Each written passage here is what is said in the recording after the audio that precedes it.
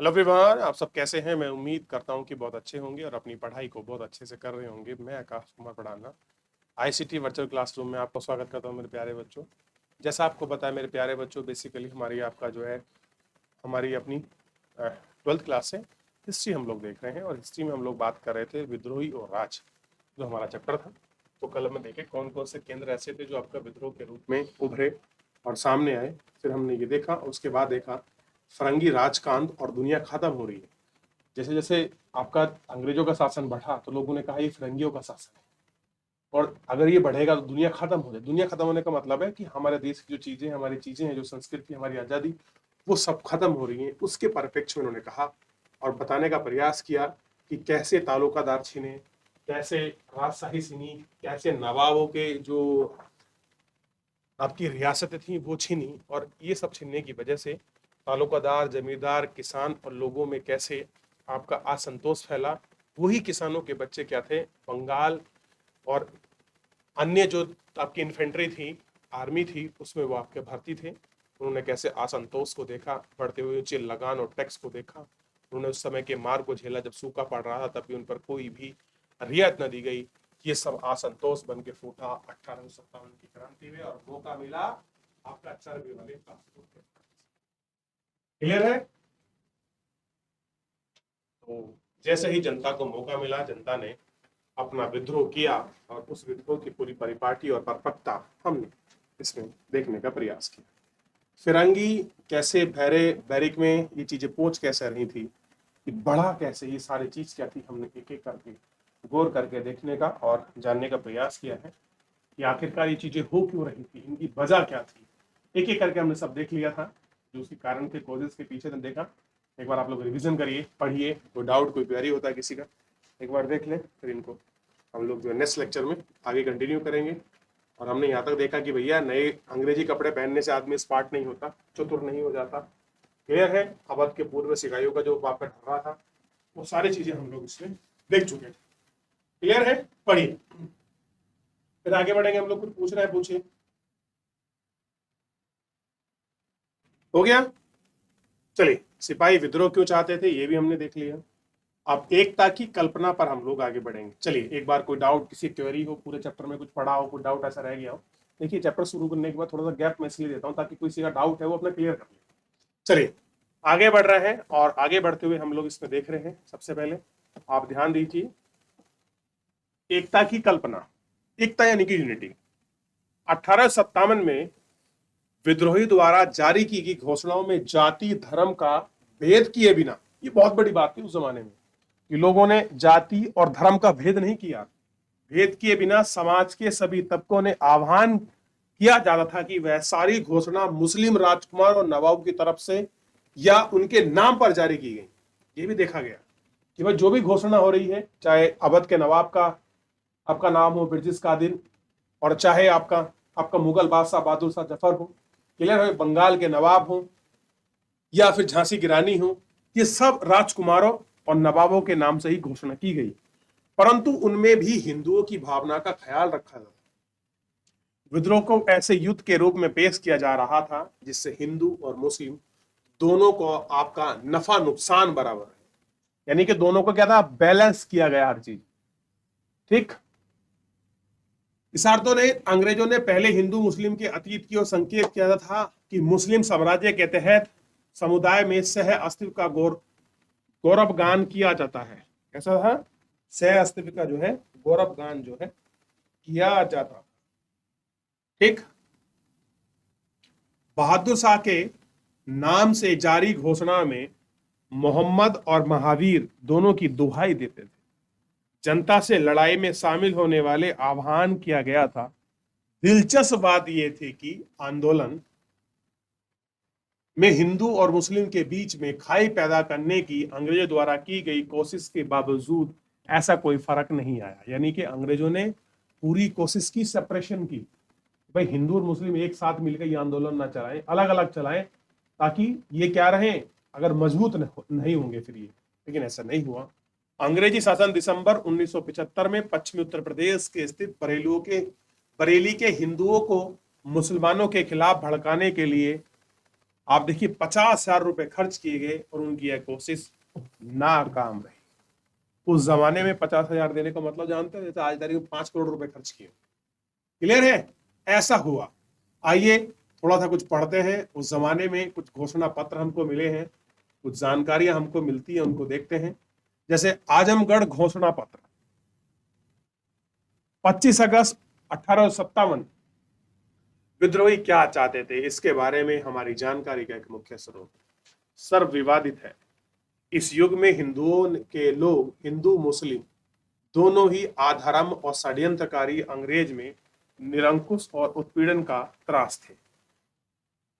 देश के सभी धनवान लोगों को, खास तौर पर जिनका मुसलमान शाही परिवार ताल्लुक रखते थे, जिन्हें लोगों का धर्म रक्षक और स्वामी माना जाता था। क्या मानते थे? धर्म रक्षक और स्वामी। अपने जीवन और संपत्ति के द्वारा कुशलता क्षेत्र का देन था। ठीक, अपने धर्म की रक्षा करने के लिए अरशद सबसे पहले घर बार छोड़ चुके और अंग्रेजों को उखाड़ फेंका। ठीक, और पूरा जोर लगाया। हिंदू और मुसलमान मुखियाओं के पास आए और उन्होंने भारतीय धर्म युद्ध जीत का हिस्सा लिया। पूरी उम्मीद थी कि जल्द ही पश्चिम की ओर से मदद मिलेगी। इससे जनता की जानकारी के लिए कई भागों में इशारे जारी हुई। इन सब का दायित्व था कि गौर करें, पढ़ें। समझने का उद्देश्य था कि योगदान देना चाहिए। उनके पास सेवा देने का साधन नहीं था। मेरी तरफ से दैनिक भोजन दिया गया। सबको अमूल, हिंदू और मुस्लिम दोनों तरह के प्राचीन ग्रंथ, चमकदार लेखन और भविष्यात्मक पंडित की गणना में सब में सहमति दिखाई दी और कहा गया कि अंग्रेज पैर टिकाकर नहीं पाएंगे, सब कर्जा है। अंग्रेज का वर्चस्व बना रहा और सारी उम्मीदें छोड़ दी। मेरा साथ दें, मुझे हितों का काम करें कि अपनी व्यक्ति परिश्रमक तानाशाही सम्मान के हकदार बने और अपने लक्ष्य को प्राप्त करने और स्वामित्व अकबरों में नाम चलाने अपनी मूर्खता का पछतावा पड़ेगा। इस तरीके से उन सब चीजों को रखा गया, प्रयास की गई, पहल दिया गया कि भाई कैसे कुछ और क्या कहा कुछ किया जाए, ये सारा इसमें देखने को मिला। ठीक, भाग एक जमींदार के बारे में। जाहिर है कि जमींदारी बंदोबस्त तय करने में अंग्रेजी सरकार ने बेहिसाब जमकर भू राजस्व सौंपा।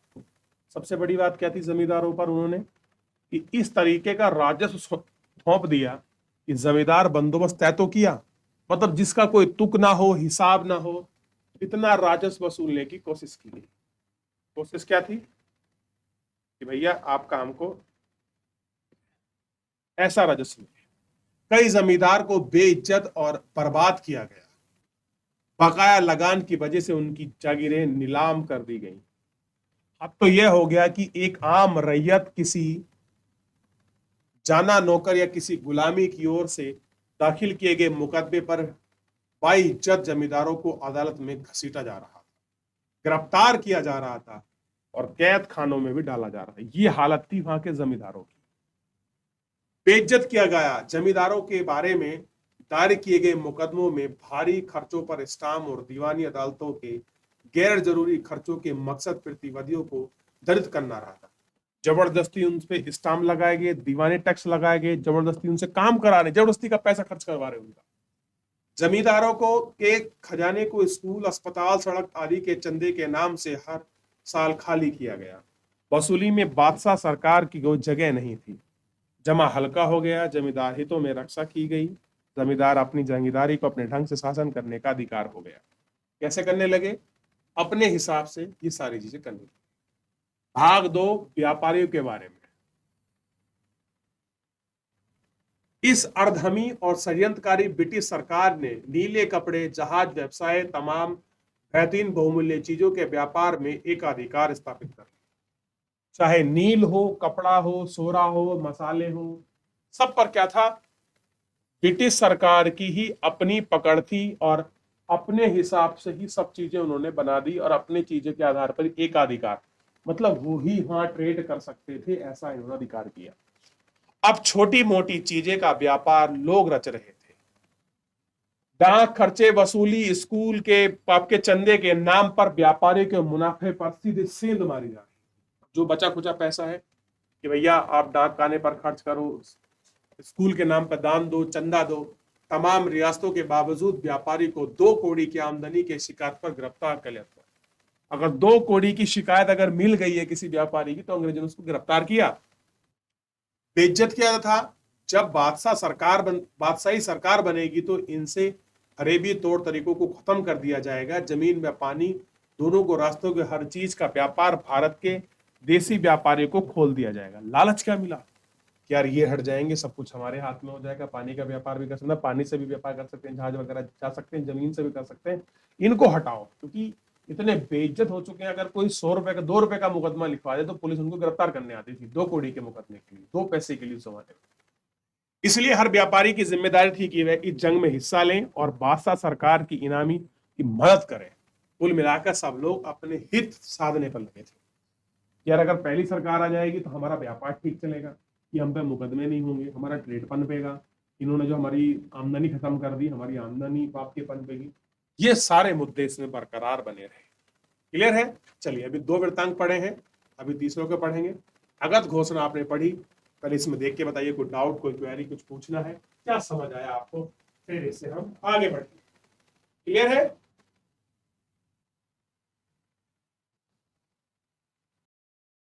हो गया? चलिए आगे बढ़ रहे हैं और देखते हैं। अब सेकंड शो की तरफ चलते हैं, वो थोड़ी जो इसका थर्ड भाग है। सरकारी कर्मचारियों के बारे में अब यह बात नहीं है कि अंग्रेज सरकार के तहत प्रशासनिक और सैनिक सेवा में भर्ती होने वाले भारतीयों को इज्जत नहीं मिलती। अब कह रहे भैया जो रेस्पेक्ट पहले थी वो अब नहीं मिल रही है। हमने पिछले वृत्तांत में कल के लेक्चर में पढ़ा था, पहले अंग्रेज अधिकारी और सिपाही भारतीय आपस में दोस्ताना माहौल रखते थे, ठीक, उनकी तनख्वाह कम होती और उनके पास कोई ताकत नहीं होती। महकमों की प्रतिष्ठा और पैसे वाले सारे पद अंग्रेजों को मिलते थे, यानी कि जो भी मोटी मोटी पोस्टें हैं वो सब किसके पास थी? अंग्रेजों के पास थी, ठीक, इनके पास नहीं थी।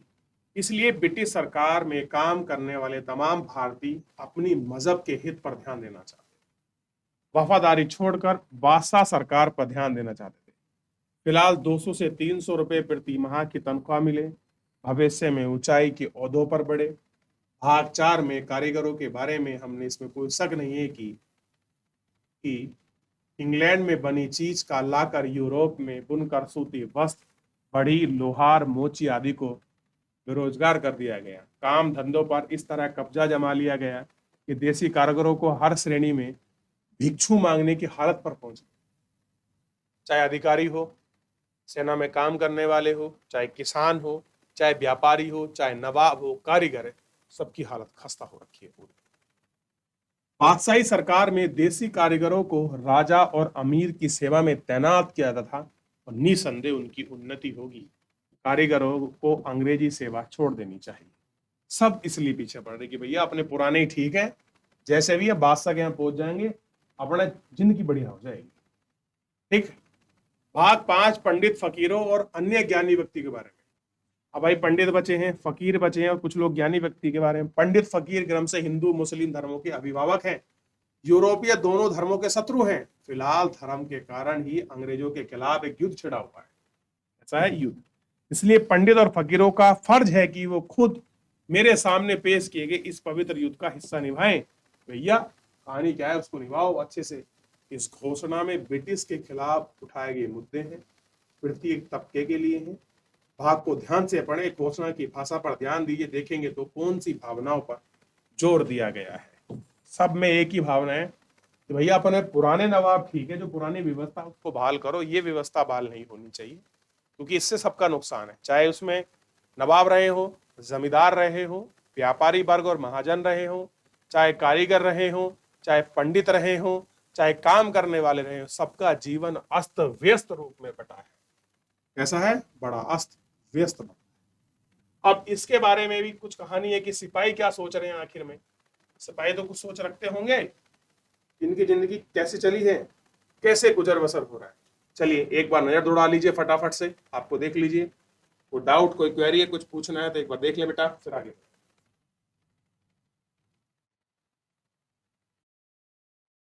देख लिया? आगे देखे बच्चों। आगे बढ़ रहे हैं, चलिए।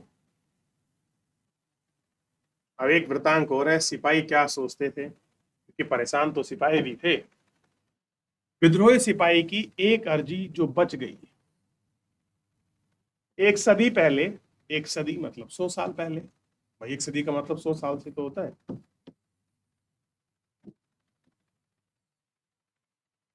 पहले अंग्रेज हिंदुस्तान में आए और धीरे धीरे फौज टुकड़ियां बनाने लगे। इसके बाद वे हर राज्य के मालिक बन बैठे। पहले आए, एक फौज की टुकड़ी बनाई, धीरे धीरे राज्य के मालिक बन गए। हमारे पुरखों ने सदा उनकी सेवा की और हम भी उनकी नौकरी में आए। ईश्वर की कृपा से, हमारी सहायता से अंग्रेजों ने जो चाहा वो इलाका जीता। उन्होंने हमारे जैसे हजारों हिंदुस्तानी जवानों को अपनी कुर्बानी देनी पड़ी, लेकिन ना हमने कभी पैर पीछे खींचा, ना ही कभी बहाना बनाया, और ना ही कभी बगावत के रास्ते पर चले। सिपाही अपनी बात कह रहा है। मुट्ठी भर आए थे, राज किया, हम ही वो लोग थे, हम भी भर्ती, हमारे पुरखे भी भर्ती, हमने भी अंग्रेजों के खिलाफ मतलब अब मदद की, जहां लड़ा दिए वहीं लड़े, वो राज्य जीत के भी आए, ना कभी बगावत करी, ना कभी पैर पीछे पसारे। स्टेप होगी, क्लियर हुआ। लेकिन 1857 में हुक्म जारी कर दिया गया, देख लिया। अब कह रहे 1857 में अंग्रेजों ने यू हुक्म जारी कर दिया कि अब सिपाही को इंग्लैंड के नए कास्तूर और बंदूकें दी जाए। नए कास्तूर पर गाय और सुअर की चर्बी लगी हुई है। अब ये अफवाह यकीन में बदल गई थी कि भैया जो कास्तूर और बंदूक हैं ये जो आपकी दी गई हैं, कास्तूरों पर गाय और सुअर की चर्बी लगी हुई है। गेहूं के आटे में हड्डियों का चूरा मिलकर खिलाया जा रहा है। पैदल सेना, घुड़सवार और गोला अंदाज फौज की रेजिमेंट में पहुंचा दी। अब ये खबर पहुंची कैसे कि भैया जो तुम्हें आटा खा रहे हो उसमें हड्डी है जानवरों की, जो तुम कासूर आपका खींच रहे हो उसमें लेप है गाय और आपके सुअर की चर्बी का। लोगों को धार्मिक रूप से आहत हुआ। आदमी सब कुछ झेल जाता है, लेकिन धार्मिक चोट को नहीं झेल। उन्होंने कासूर में थाई लाइट कावेरी के सवार यानी घुड़ सैनिकों को दिए गए उन्हें दांतों से खींचने के लिए कहा गया। सिपाहियों ने हुक्म का विरोध किया और कहा वे ऐसा कभी नहीं करेंगे। अगर उन्होंने ऐसा किया तो उनका धर्म भ्रष्ट हो जाएगा। इस पर अंग्रेज अफसरों ने 3 रेजिमेंट के जवानों की परेड करा दी। 1400 सिपाही, अंग्रेजी सिपाही, यूरोपीय सैनिकों की दूसरी बटालियन और घुड़सवार गोला अंदाज फौज तैयार करी। भारतीय सैनिक को घेर लिए गए। हर पैदल रेजिमेंट के सामने सामने छतरों की भारी बौछार तोप तैनात कर दी। 84 सिपाही को गिरफ्तार करके बेड़ियों में डालकर जेल में बंद किया।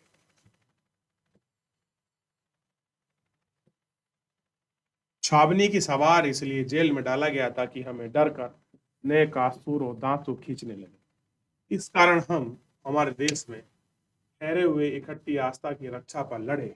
हम 2 साल तक युद्ध जारी करने पर मजबूर किए। धर्म के आस्था के सवाल पर राजा और मुखिया अभी भी हमारे साथ हैं। उन्होंने सारी मुसीबतें झेली। 2 साल तक हमारा अकायदा यानी कि आस्था और महज दूषित ना हो। हिंदू और मुसलमान धर्मों को आपका नष्ट हो गया और दुनिया को में क्या बचे। मेन खतरा लोगों को अपने धर्म से थी, अगर हमारा धर्म नष्ट हो गया हम पे बचे। यानी कि सब चीज को झेल गए, लेकिन धार्मिक आहत को नहीं झेल। क्लियर है कैसा है? धार्मिक जो आहत था उसको नहीं झेल पाए। क्लियर है? चलिए देखिए, आपको समझ आएगा 1857 का उदय होने लगा। ठीक, आगे बढ़े, चलिए देखते हैं। सोच के देख लीजिए। चलिए, देख चुके इतना। अगर कोई डाउट, कोई क्वेरी किसी बच्चे का, पीछे कुछ पूछना है, कोई डाउट हो, कोई क्वेरी हो पूरा चैप्टर से संबंधित, देख लीजिए। कोई अगर डाउट वगैरह है, कोई क्वेरी है किसी का, पीछे पूरे चैप्टर में जो हमने पढ़ा है, अवध में विद्रोह कैसे हुआ, अफवाह कैसे फैली, क्यों हुआ, सारे चीज, रोटी कैसे इसका आपका प्रतीक बनी, ठीक। देखिए देखिए, कुछ पीछे पूछना है, कोई डाउट, क्लियर है?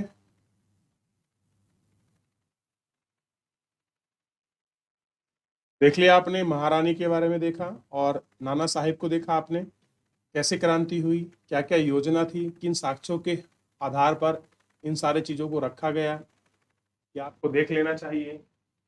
क्लियर है? चलिए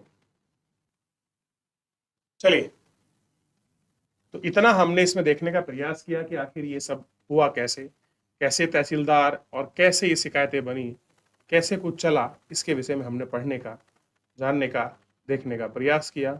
एक एक करके हर कहानी को, हर मोड़ पर हमने कोशिश की कि कैसे अवध से लेकर पूरे भारत में ये विद्रोह फैले और कैसे इनका शासन आया, कैसे कैसे लोग क्या सोचते थे, इन सब घोषणाओं के बारे में, इन सब चीज़ों के बारे में हमने पढ़ा और देखा।